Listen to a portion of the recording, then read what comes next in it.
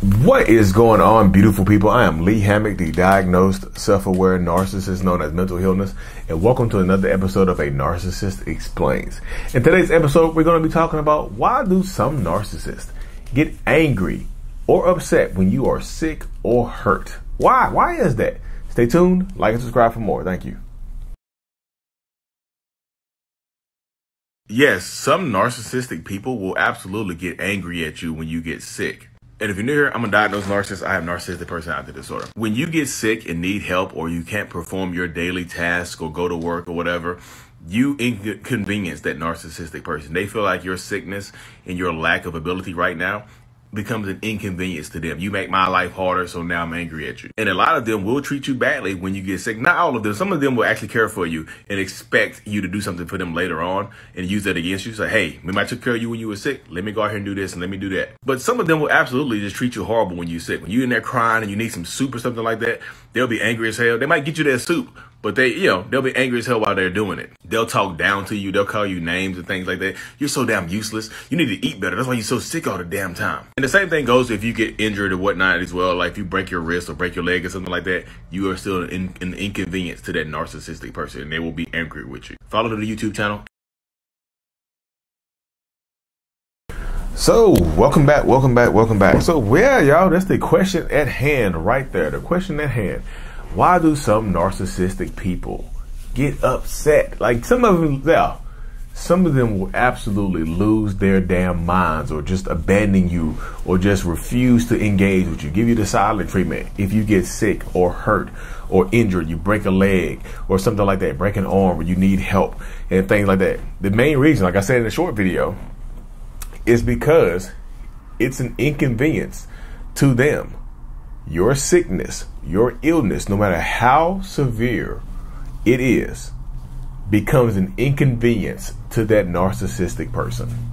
And I know that sucks to hear, but it really is true for a lot of narcissistic people.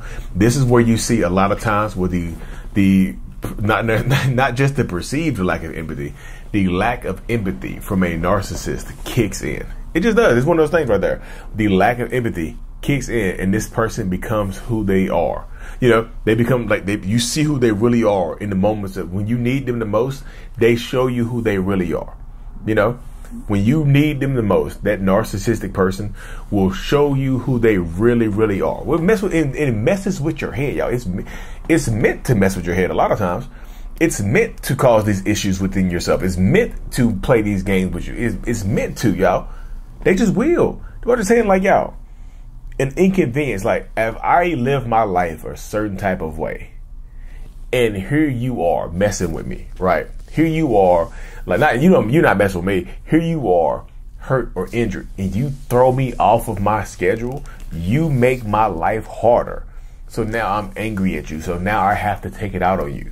You know, now I have to. Yeah, and sometimes it's not always overt or out or loud rage or loud behaviors. Sometimes, y'all, it's very silent. It's silent things. It's not always like say over the top overt stuff. Sometimes it can be just silent rage, the silent treatment, or they ignore you. If you start boohoo crying because you're in pain and you need some medicine, sometimes they'll try to make you get up and crawl to go get it. If you can't walk and go get it, they'll try to make you crawl to go get it because they don't care. Some of them don't. Yeah, some of them don't care. I know the first part is you inconvenience them, but some of them, y'all, the lack of empathy or the absence of empathy kicks in, and they show you that some of them do not care about how you feel right now. They don't care what you think right now. They don't care how you, like, if you're going to heal or get better. They only care how you can serve them in some way, shape, or form. They only care about how you can make their life easier. They only care about things like that. And that sucks when I tell people that, because people are just like, damn, Lee, that's kind of cold. Yes, it's not kind of cold. It's chilly. It's freezing. It's frostbite. It's hypothermia cold. You know, it is. It gets into that space. It gets into that space right there. What happens? It happens all the time.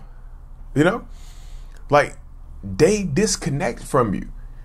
And I'm just telling you, y'all, if they do this early on, if you have a cold or if you have something minor that goes on with you, that becomes an inconvenience to them early on in the relationship, this is how it's going to be. That is one of the red flags. How is this person behaving when I am sick and or hurt, when I need their help? How is this person behaving? How is this person acting? What is this person going to do? You know what I mean? What is this person going to do? What is this person supposed to do? What happens right here in this situation? You know? How is this person behaving? How is this person? This is what they call in the literary world foreshadowing. This is them showing you what the future will look like if you stay with me.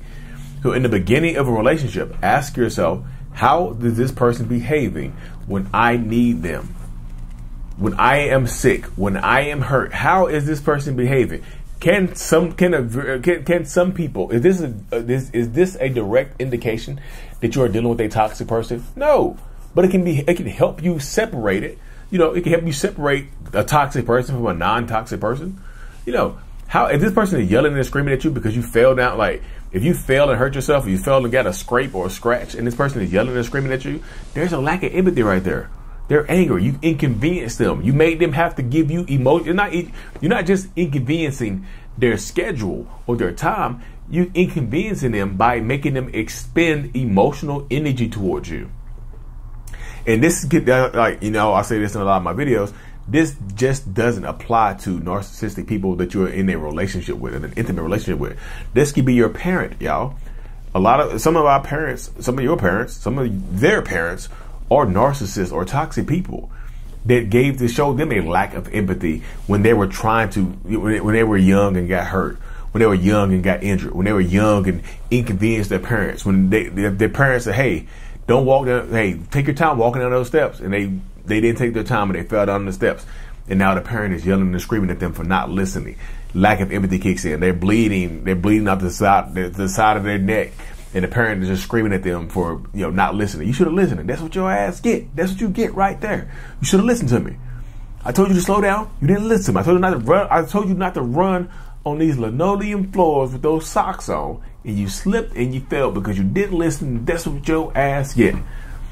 That's what a lot of narcissistic people do right there, y'all. That's what I'm just saying. They will do that type of stuff.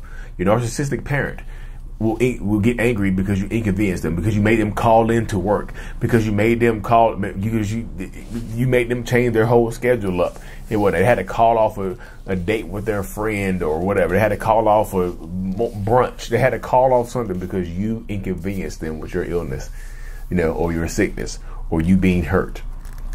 So you can't teach people empathy. So if this is how they are in the beginning, y'all, this is how they're going to be in the end as well. So stay safe. Protect yourself. And if you made it this far, y'all, you might as well go ahead and hit the subscribe button. Hit the subscribe button. Help the channel out. I appreciate every single one of y'all. But until this is out. Peace. Thank you so much for making it to the end of my video. You are a mental healness rock star, and I appreciate you for being here. If you haven't already, make sure to click on the screen to subscribe to the channel and watch another one of my videos in my playlist. There's also a link available up here for you to purchase my kids' book, Remember It's Not Your Fault, on Amazon. So check that out. Thank you. I will see you in the next video. Peace.